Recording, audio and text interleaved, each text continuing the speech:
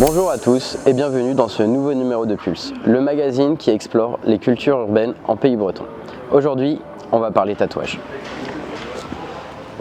Décoratif pour les uns, symbolique pour les autres, cette pratique attestée depuis le néolithique connaît une popularité sans précédent.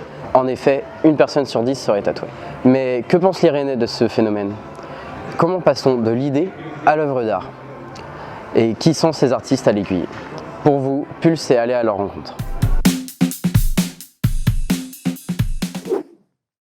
Oui, j'ai un tatouage depuis quelques temps. Oui, je suis tatoueur, beaucoup. Je tatoue tout mon corps, millimètre par millimètre. Je ne suis pas tatoué. Pas du tout. Je suis pas du tout tatoué. Je suis pas tatouée, pas encore.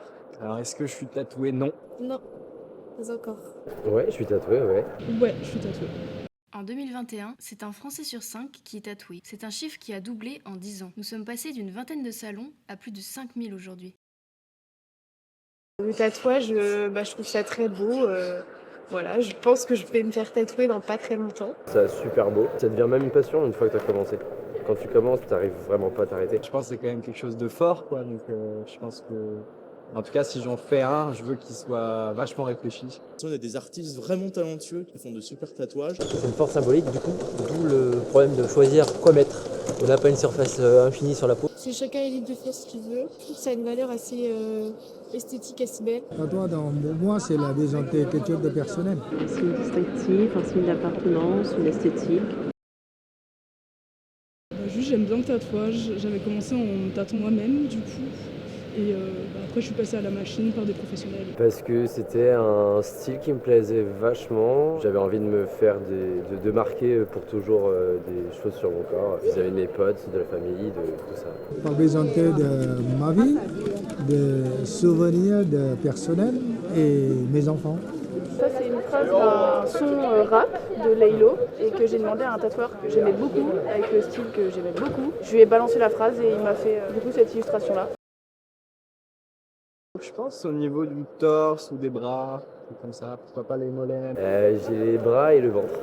En effet, les tatouages varient selon les genres. Les hommes privilégient de grands dessins sur les bras, la poitrine et le dos. A l'inverse, les femmes favorisent les dessins discrets sur des zones dissimulées, comme les poignets ou les côtes. En vrai, ouais, je l'envisage. Je veux vraiment être sûr de l'emplacement et de ce qu'il veut dire. Je sais pas encore, c'est ça justement que je vise à garder. Pour le moment, je l'ai pas fait pour des raisons financières. Eh bien, j'y ai déjà songé, mais en fait, j'ai peur que le choix, je sais pas trop quoi mettre et que ça me déplaise au final dans le temps. Là maintenant non, mais peut-être plus tard. J'ai plus plein, mais je continue tatouage dessus. Le tatouage le plus vieux jamais découvert date de 5300 ans. Et les historiens supposent que sa finalité était thérapeutique. Au cours de l'histoire, les raisons de se faire tatouer sont multiples. Signe d'appartenance à un groupe, religieux, tribal, corporatiste, stigmatisation des esclaves et des criminels, propriété magique et bien sûr, cosmétique.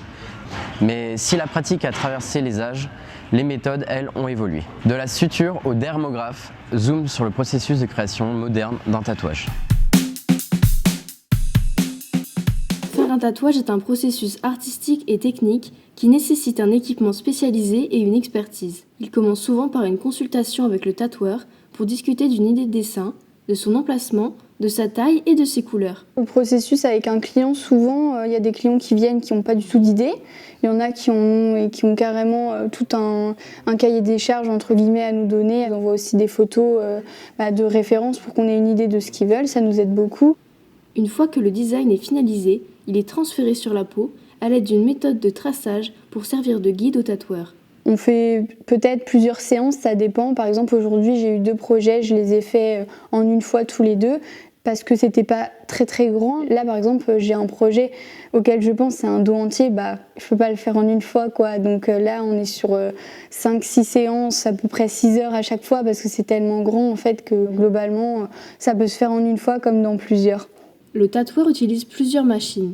Une traceuse, puissante et rapide, une ombreuse, plus souple et plus lente, une remplisseuse, plus puissante avec plus d'aiguilles et la rapidité variable.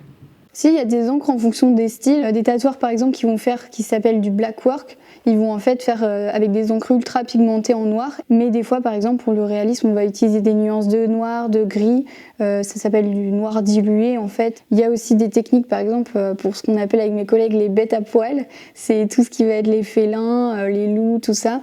Pour faire ce mouvement de poils bien foncé au départ et fondu ensuite. Enfin, moi pour ça j'utilise une aiguille spécifique. Il y a aussi des aiguilles pour les ombrages. Pour des lignes plus épaisses, on va utiliser des aiguilles plus grosses avec un resserrage d'aiguilles différent. Même pour les ombrages, il y a plusieurs techniques différentes. Il y a du paper, du shading, du dot work. Ça dépend en fait aussi du style avec lequel on va, quoi. Du coup, les précautions, souvent, ça dépend aussi du tatoueur. Il y a des tatoueurs qui proposent de faire des cicas dites sèches. Donc c'est pas du tout de crème, rien du tout. Et nous, souvent, en fait, à la maison, on propose à nos clients de sortir avec un pansement qu'on appelle un Dermalize. Ça permet du coup, pendant quelques jours, d'avoir quelque chose sur soi qui protège de tous les aspects extérieurs. Il faut bien hydrater en fonction des crèmes qu'on va conseiller, ne pas trop en mettre aussi. Mais un tatouage, c'est surtout que ça reste une plaie ouverte, donc il ne faut pas oublier les risques qu'il y a post-tatou. Le tatoueur doit garder la traçabilité de toutes les stérilisations faites avec son appareil. On l'a vu, la réalisation d'un tatouage ne s'improvise pas et nécessite des compétences et qualités particulières. Art moderne et populaire, les salons et praticiens se sont donc multipliés ces dernières années, avec près de 15 000 tatoueurs et 5 000 salons répartis sur le territoire national en 2021, offrant à chacun la possibilité de trouver le professionnel qui lui conviendra, tant dans le style que dans l'approche. Mais qui sont ces artistes, d'où viennent-ils et pourquoi spécifiquement avoir choisi cette voie?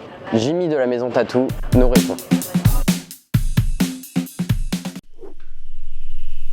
Mon nom c'est Jimmy Appéré, mon âge c'est 36 ans et mon activité c'est tatoueur et gérant de studio de tatouage.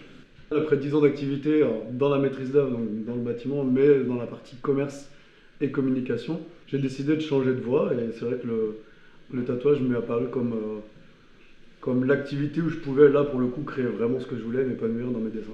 J'ai une spécialité dans le tatouage, moi je fais exclusivement de la géométrie, donc soit de la géométrie pure, soit je fais des compositions avec des dessins et de la géométrie à l'intérieur et autour des dessins.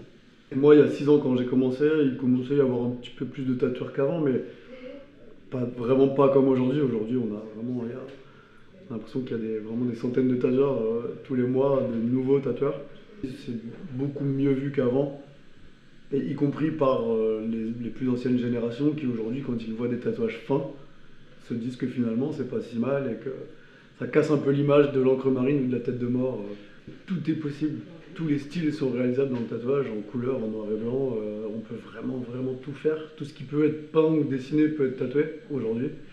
Je pense que le meilleur moyen de faire un beau projet, que ce soit en créativité ou en exécution, c'est d'y prendre du plaisir et donc de faire vraiment ce qu'on aime. Moi, dans ma façon de travailler, j'ai un rapport presque amical avec mes clients parce qu'ils me font confiance, parce qu'il y a un rapport quand même d'intimité, on confie son corps et une partie de sa peau pour la vie. Donc moi je pense que c'est important d'avoir un bon feeling avec les gens effectivement.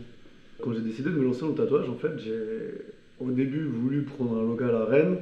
En attendant d'eux, j'avais de la place disponible au rez-de-chaussée chez moi. Je me suis dit bon, on va pouvoir commencer ici. On va utiliser cet espace, il est gratuit, il est disponible, on peut commencer là, le temps de trouver le concept, le local, d'avoir de l'argent. Et au final, les quelques semaines d'expérience du coup chez moi ont été bien pour nous en tant que tatoueurs et extrêmement bien pour les clients. Et ensuite ça s'est développé, j'ai transformé au fur et à mesure toutes les chambres d'amis ou tous les espaces de la maison en studio de tatouage, donc jusqu'à avoir aujourd'hui 7 postes de tatouage là-bas. Je me vois bien tatoueur toute ma vie si j'y prends du plaisir et si j'arrive à toujours très bien pratiquer mon métier. Mais autrement, je me vois bien changer d'activité aussi. J'ai pas forcément d'idée précise, mais je suis pas gêné à l'idée en tout cas d'apprendre un nouveau métier d'ici quelques années. Vous l'aurez compris, après des milliers d'années d'usage spécifique et localisé, cette pratique artistique vit aujourd'hui un âge d'or. Ayant désormais et en grande partie dépassé les clichés et les a priori, sa popularisation aura entraîné sa professionnalisation. Elle aura fait passer de l'ombre à la lumière. Les méthodes modernes, sûres et hygiéniques n'empêchent en rien une grande variété de styles, offrant à chacun, tatoueur comme tatoué, un champ d'expression à ancrer dans sa peau. Merci à tous de nous avoir suivis, merci à tous nos intervenants. Quant à nous, on se retrouve la semaine prochaine pour un prochain numéro. À très vite.